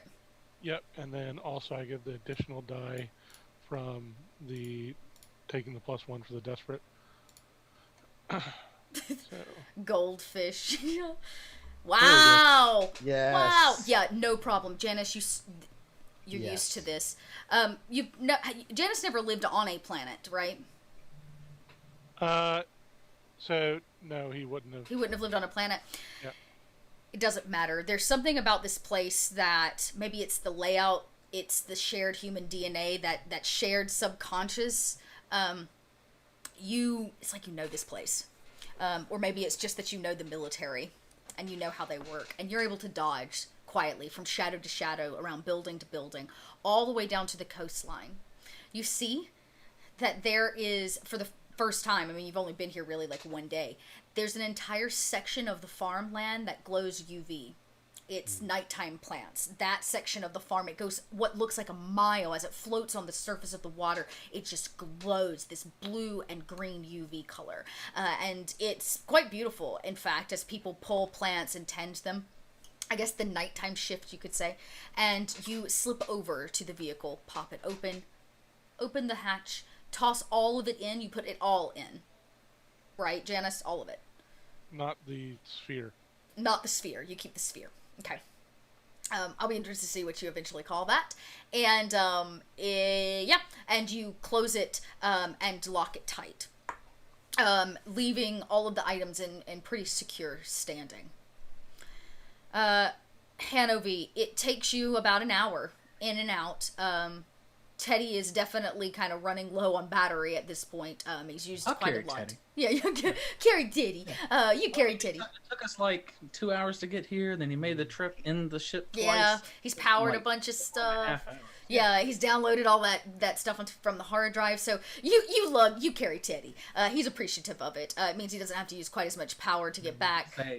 I'll say Teddy low power mode. Low power mode. Yeah, his eyes go to a very dim light. Probably more than likely the cam stops just for the sake of low battery power. And he definitely cuts his little Iron Man jetpacks down. Where he's just low light beams as it shines over your shoulder, Hanovi, giving you just enough light to get to town. By this time, by the time you get back, it's been about an hour and a half, almost 2 hours, and most of the searching and going door to door has kind of subsided. There are still some military in the streets, but they don't walk in lines anymore. They're just individuals. A couple of them post on a corner looking for suspicious things, but most of the search seems to have subsided for the evening. It is getting late into the night. The town is quiet. And you know that the location, you would be able to navigate back to the location where you're all being housed. Just head kind of straight there. I don't make a rush of it because I don't want to appear all sweaty and disheveled, you know? Yeah, totally. Kind of walk up. I got the jacket over one shoulder and Teddy in the other arm. Yeah, man, a jacket and his bear. And Midge and Dev, do you head back as well to the place with that? I guess it's really a hotel. It's the only way. Sort of. Okay. Dev just says Midge, because whenever the rest of the crew is not there, he can call his sister Midge, and it's okay. It's always okay. Right? Do you think we could just maybe figure out where the barracks are on our way back to the hotel? I mean, sure. I don't know why you want to hang out with them, but They might say stuff. I mean, yeah. It's We kind of don't- weird though that they. I don't know. They acted like they were mad about it, but they didn't take us into custody. I think we're heroes. Maybe, but then they didn't even thank me. You know? I think it's They okay. would have thanked me. They should have thanked me. Should have thanked you. All right, A little punch in the shoulder. okay. But I mean, I just thought maybe once we get settled in, if we figured out, let's settle in and find everybody else, and maybe I can just go play cards with them. Yeah. All right. We'll see. We'll see. And you guys kind of walk back into town. You start to see this too over time. The streets settle. The lights eventually click off. The hunt for this evening is done. You don't know if they found what they were looking for. You have no idea what it was they were looking for. Oh, yes, we do. Sure. Sure. Janice, do you also head back? Is like towards that general direction? Yeah, I'll make my way back to where they said the meeting point would be. Great. You guys all meet at, like I said, it is definitely some kind of hostel is probably a better word for it. There is a quaint elderly woman. Actually, the one that you saw that's like, get off my lawn! That had her like small little 2-foot patch of grass. This is her place. It's partial, Airbnb, partially a hostel. And she sleeps behind the desk, asleep. You've already been given keys and all of that kind of stuff, so you guys have a place to stay. You don't have to worry about that. But there is like a convening area, as most bed and breakfasts have downstairs. There's a fake flame that projects on the LED screen. Some kind of odd welcoming. You don't know. It feels warm and welcoming. And some seating if you wanted to kind of convene in the lobby area, like the sitting room. She's dead asleep, and there's nobody else in this place. The 4 of you are the only guest. Can we plug in Teddy?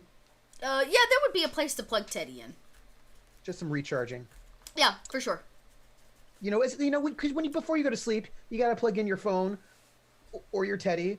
It's fine. I do.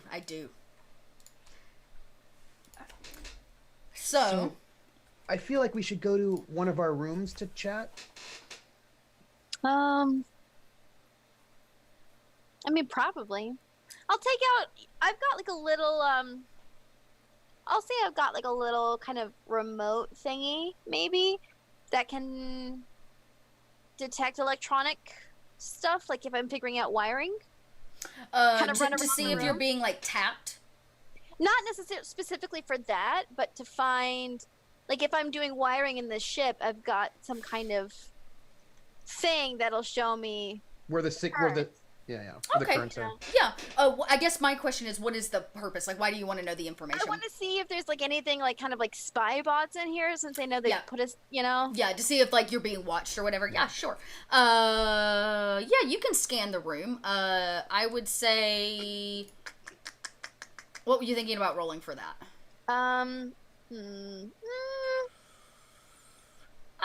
Really a rig, probably more like a hack. I A guess. hack. Yeah, we'll give it a hack. Because if you find it, you're gonna have to hack out of it. So Yeah. yeah, I got you. Risky, I'm assuming.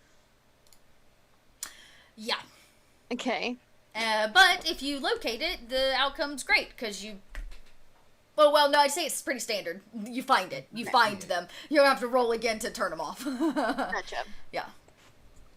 Okay.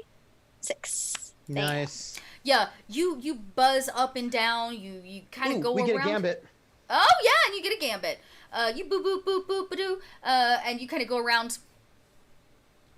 Nothing. This place is clean. They don't suspect you. Well, at least not here. Could be in our rooms, but it's true. fair to say not here. I mean, you like I said, you can scan the whole Yeah. place. You don't find anything. This is just this old woman's like little bed and breakfast. Who was the woman that first found us? Did she say what was her rank again? You. They didn't really have ranks. They don't have- Yeah, she didn't really tell you a rank. She definitely was in charge in some way. She was some kind of leader of the agricultural, like, people, because she went back to work, but she was giving a lot of commands, so you can definitely assume she was in a higher place. You don't know if she was, like, mayor or some kind of, like, councilwoman for this section of town, but she did lead the raiding, or she did lead the party to come save you and to bring you back, so she definitely has some kind of clout in town. Okay. But she did pretty much leave you guys alone after you were like, get out of here! We want to talk to the nun!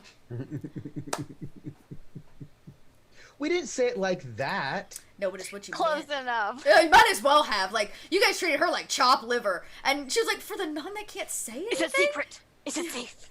Yeah, like, okay. So, but, I mean, she said she would check on you periodically, and she's also probably heading up the group that's trying to retrieve your ship and fix it. Yeah. So, it's been less than 24 hours since you've been rescued. So she's not going to probably see you again tonight. Definitely not with the activity going on. Okay.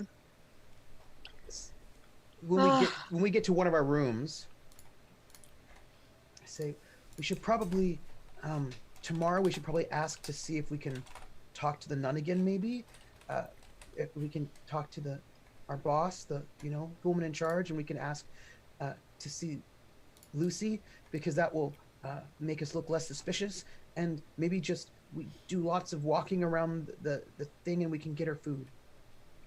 I don't know about asking for her specifically. I think that I have a hunch that's who they're looking for right now. Oh yeah, Their object. yeah, that's rude. About this time, Janice, you're next in the door, and Hanover, you wouldn't be but a few minutes behind them. Well, they're looking for her. Or at least an object. They're looking They don't for her. suspect us, I don't think. But they know that we're here. Did she have anything on her? That knife. That she possibly could have taken? Oh, maybe. I don't know. Did you search your hide? Nah. Well, she could have stolen something, I guess. We had kind of an intimate moment. I What left do it you- at that. What? I didn't feel anything on her. Yeah, she was, the knife even surprised you, and I'll tell you, it was tiny. Like, it's not like some dagger. It was just like a small, like, leg knife. Though why she was going for it, you guys still don't know.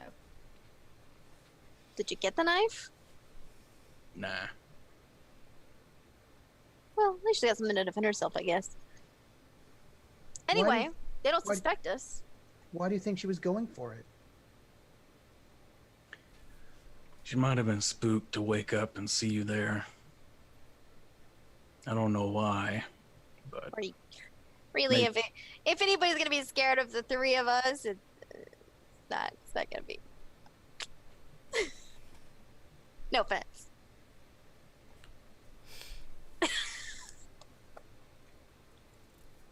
I can go find the barracks and play cards with the soldiers we just both turn away from Midge. and just find out stuff, but maybe just, I don't know, smuggle food to her. That's I all. think she'll be fine. You left probably 2 or 3 days worth of food, Hanover, enough where if she chooses to stay and feels safe doing it, then yeah. I gave her the option to leave with my communicator. We can try her maybe tomorrow, next day, see if she needs anything. She can still beep it even if she can't talk. And yeah, a strange whirling sound kind of kicks in off in the distance. It's almost like an engine revving, but at a very low speed. When you look out of the window, you can see, because you guys are at like an upper level, you actually see over a few of the buildings in this town, that there's a set of like windmills off in the distance that seem to probably power the town at night. Cool, it's got turbines. I Yeah, appreciate big old turbines off in the distance. Yeah, you can see them against the horizon. Clean energy. Clean energy, yes, clean burn. Here, Yeah, here yeah, on yeah, the dot. Yeah, here on the dot line, we are clean energy. Yeah, clean energy. This marks a point where, having been here, that we're gonna do a bit of a time skip. I'm gonna sneeze, and then we'll cut out for that. Gesundheit. Thank you. I'm guessing that you get I'm guessing that you guys go to check on her. How many days do you wait before you check on her? I'll At ping least the 24 hours, I would say. Yeah, 2 or I'll ping 3. the communicator next day, and if she pings it back, I'll go. There is no ping back. She does not ping you back. Who goes to check on her? Just kind of. Everybody go. No. No. I'll go. No, you go. Hanover, you get there. Something strange. Where she was, the communicator is gone, she is gone. Where you left her body lays a large chunk of skin. The symbol, the branded symbol that was burned into her, it's about this large. She scalped it from her body. And it lays on the ground. That chunky piece of skin, and you can see that the brand is glowing an odd color. It pulsates as if it has some kind of maybe tracker in it, and she's left it behind. So I nod, and I think to myself, like, chances are it's going to be hard to track through the rest of the ship, you know? But if she's not here and it didn't ping back, it's a little problematic. And I'm definitely not taking a tracker. But if I see the open safe in here from where Janice was in here, I'll just kind of kick it into the safe and close it. Yeah, you like it flip flops over. It puts into the back of it with a solid kick, and you are able to kind of fit the door back on it. But yeah, you can even see part of the glowing from behind the seams of the safe door as you leave it. And Did she take the food? she ate a lot of it. There was nothing left, so she took everything. She took everything. And some time passes. You guys spend quite a bit of time in this human town. It's quite interesting. They do weird things on the weekend. They take days off. They have different cycles and shifts for the food. Everybody eats. Kids go to school. Weird. Yeah, you see this very kind of like community-driven town. And Lucy was the girl. Who was the woman? What did I call her? Or did you guys even ask her name? Yes, I did. Because I asked It was I want to say it was like Bethany or something normal. Anyways, Miranda. Thank you. Oh, I know why I did that. That was my Firefly tie-in. She named so she checks on you every once in a while. You can definitely tell she's a little bit more stressed than she was when you first arrived. And the military never quite dissipates. They stay on the streets over the next 2 weeks, but they do successfully retrieve your ship. They bring Dev would like to gamble with them at some point in time, just like he'd like to sort of find their barracks and sort of just hang out with them a little bit. Okay. Just playing cards, mostly just to listen to kind of what kind of All right. talk is happening. Nothing. It's not like he's just gonna kind of be like, we were both in the military. Let's play cards with the gang. But hopefully he can maybe hear stuff. Right. Okay. So, yeah. So we'll say this: the 2 weeks will pass. They retrieve your ship. You guys go over with a group of people. You retrieve your ship. You bring it back to this shore, and they promptly start work on it. Midge, you can oversee that as much as you want. Dev, you as well. And what we'll do is treat this 2 weeks like downtime. So you will be able to achieve a long-term effect of some kind. Dev, in this case, if what you're trying to do is infiltrate the barracks and the military and find out more information, we can definitely do that. And what we'll do is next episode, we'll open up with what you did in your downtime over the 2 weeks, and your ship will be fixed at the top of next episode, and you guys can leave the planet. Nice. Hell yeah. Also, I really want to go and race some of those cool hover ships. Okay. That could be something done in downtime. I would Yes, say in please. 2 weeks, you probably have enough to do 2 things.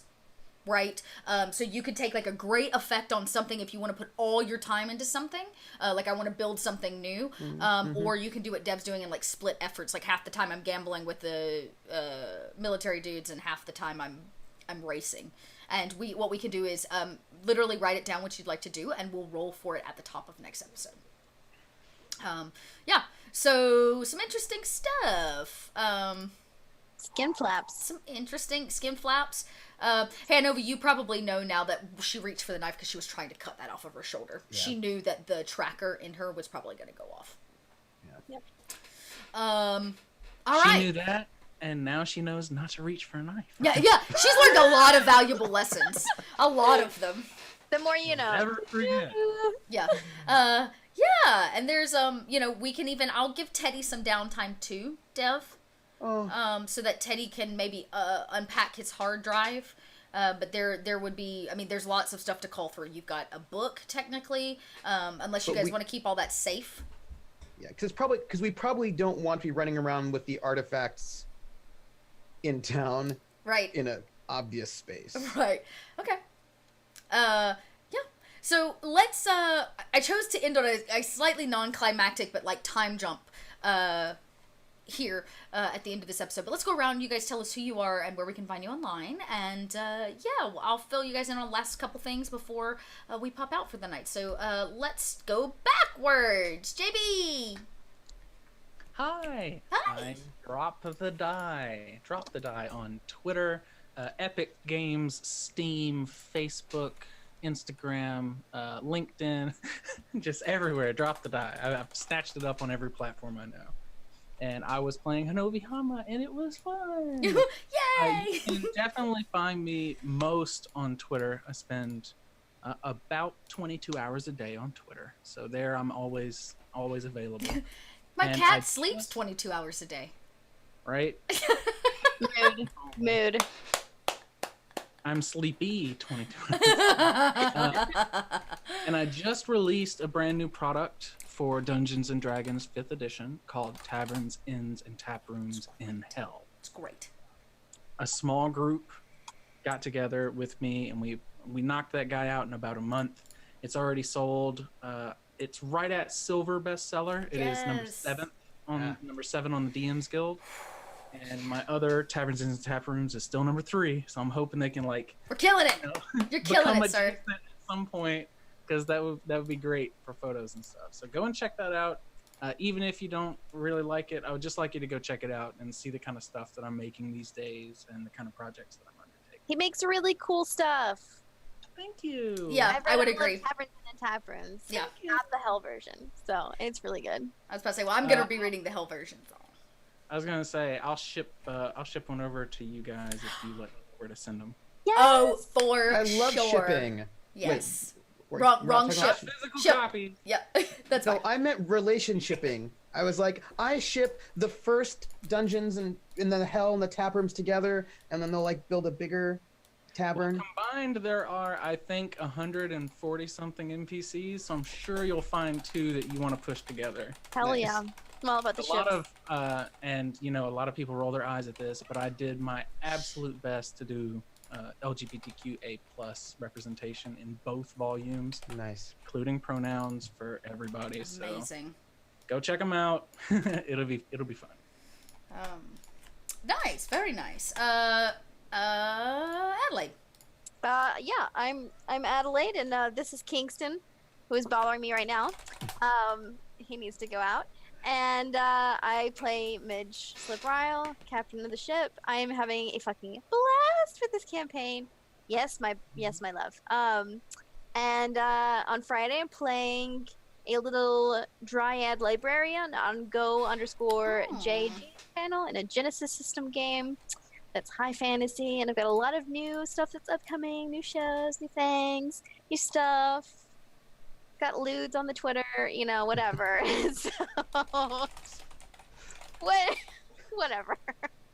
It's been a good day. It's been a good day. Oh, just in time. Thanks, Video Store Cowboy, for that raid. We're actually closing out, but we're going to go send all of our dot love to another channel, so we'll make sure to raid upon raid. Thank you. Very nice. And don't forget, gang, check the extension below. It'll have some links and stuff for you, and I dropped some links as well in chat. Next up, Jason. Hey everybody, Jason T, D&D DM. Again, yeah, this is awesome cast, awesome show.